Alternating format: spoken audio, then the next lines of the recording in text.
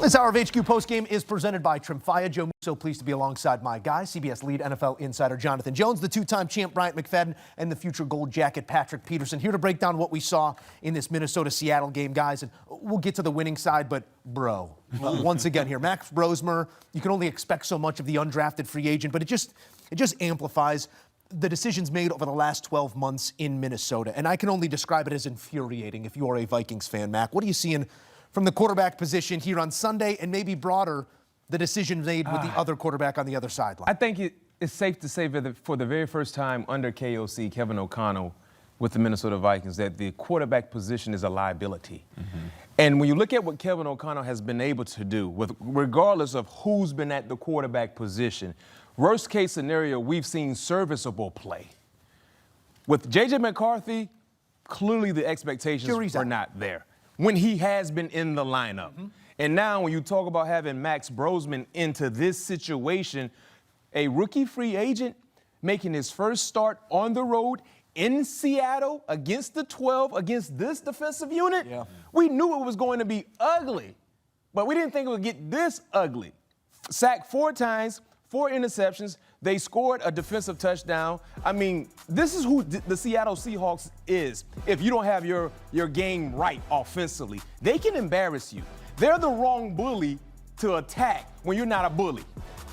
Hands down. If you're going against them, you better be a bully too. Because if you're not a bully, they will embarrass you. And that's why you look at games right now, guys, as we get towards December, it's very, very important because you don't want to go to Seattle in January football and play against this defensive unit. You talked about it, he didn't even do anything. I mean, offensively, Sam Darnold had 128 throwing. JSN, 2 receptions. And I do want to get there, but I'm also interested, Pat, in your point of view here, because you're only so far removed from that head coach and from that locker room. We've talked about it, the success almost non-cyclical, not reliant on the quarterback that's playing the position.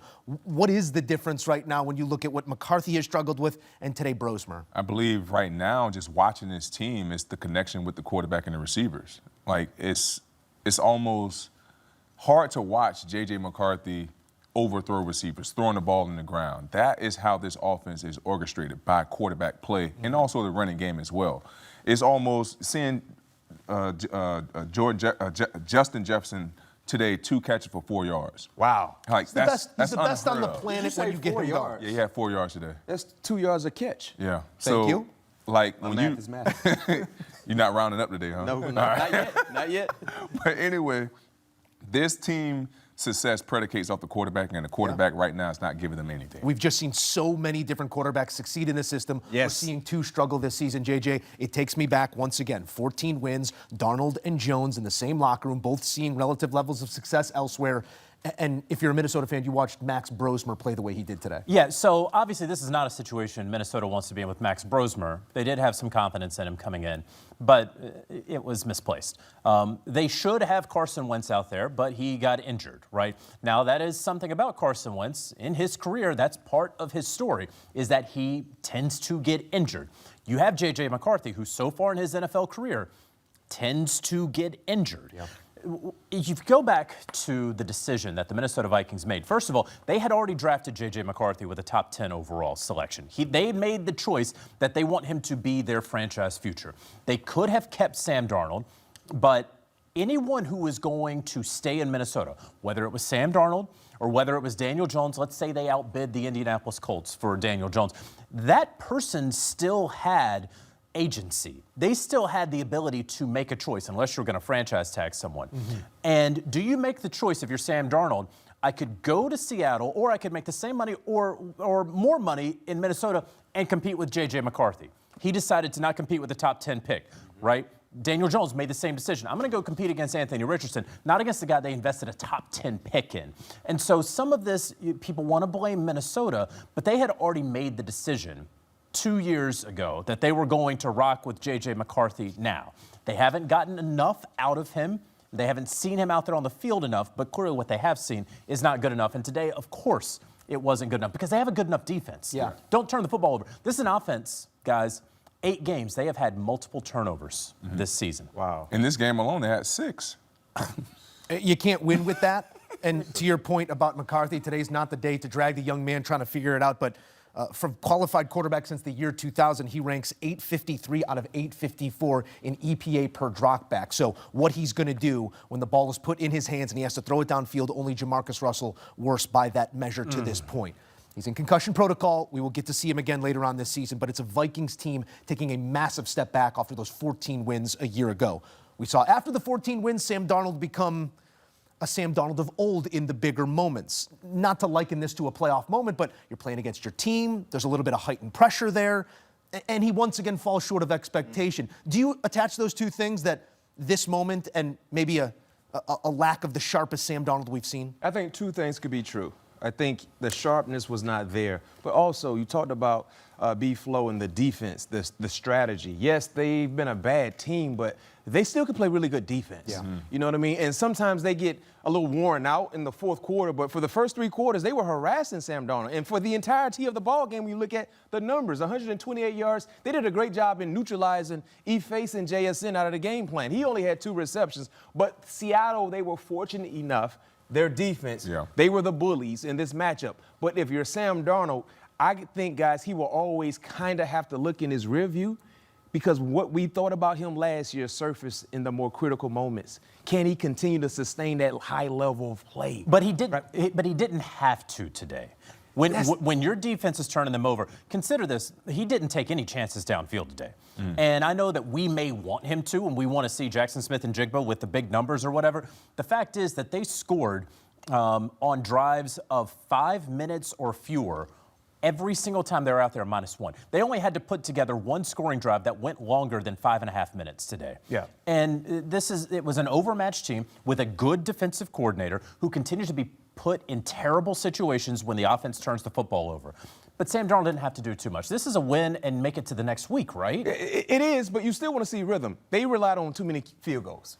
Right, Myers was their point getter. They left points out there. That's the thing. It's about the rhythm. Because I look at this division in totality, the NFC West, and you guys, let me know how you feel. If you had to rank the 3 quarterbacks, the 3 playoff quarterbacks currently in the NFC West, who are you ranking? Where? 1, 2, and 3. Well, 1 is Stafford. Okay. Stafford, who's 2 and who's 3? Purdy, Darnold. Say it again. Stafford, Purdy, Darnold. I agree with Joe.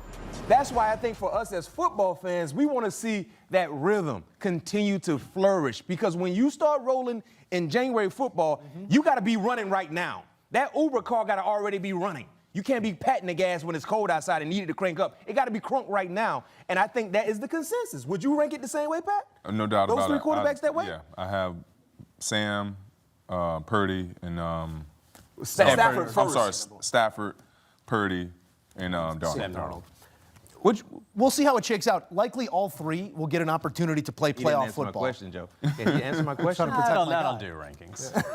Well, I will offer this. Minnesota, 96 net passing yards here on Sunday.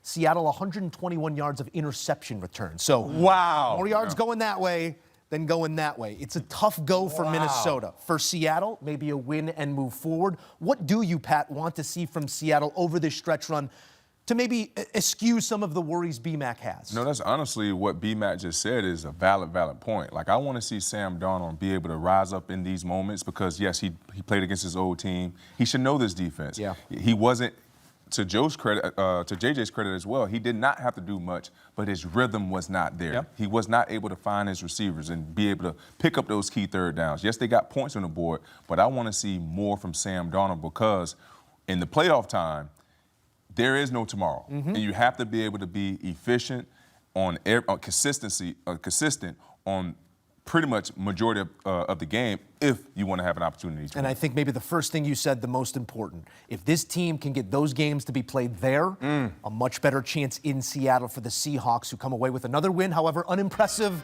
that we might grade it as. It is a 9th win on the season for Seattle. This is a day. How about Legion of Boom? That's lofty stuff. The production, maybe not the personality, but 5 takeaways, 4 sacks. Rephrase and say Legion of Doom. Legion of whom? Maybe if we want to go grammatical. I don't like that. I like Doom better. Yeah. Doom. Well, it was doomsday for the Minnesota Vikings and whoever Well played. their quarterback Here we may go. be. Now streaming on Paramount Plus, it's the return of Landman. From Taylor Sheridan, co-creator of Yellowstone, Academy Award winner Billy Bob Thornton is back. featuring Academy Award nominees Demi Moore and Andy Garcia, as well as Sam Elliott. Landman, the new season, Mac, streaming right now only on Paramount+.